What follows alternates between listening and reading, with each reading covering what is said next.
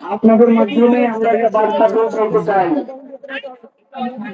উত্তরায় যারা অবস্থান গ্রহণ করেছেন, উত্তরায় যারা অবরোধ করেছেন, আমার ভাইয়েরা, আপনাদের উদ্দেশ্যে আমরা ইনকিলাব মঞ্চের পক্ষ থেকে একটা বার্তা দিতে চাই। আপনারা দয়া করে এয়ারপোর্টে যাওয়ার যে রাস্তা, ওইটা আটকাবেন না। আপনারা ঠিক রাস্তার অন্য পাশে অবস্থান করবেন।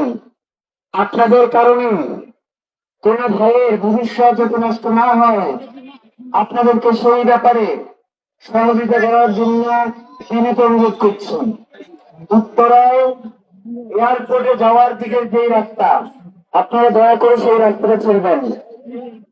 সেই রাস্তাটা কেউ কোনোভাবেই আটকিয়ে রাখবেন না, কারো যাতে কোনো ফ্লাইট মিস না হয়, সেই জন্য আপনাদের একান্ত সহযোগিতা আমাদের প্রয়োজন।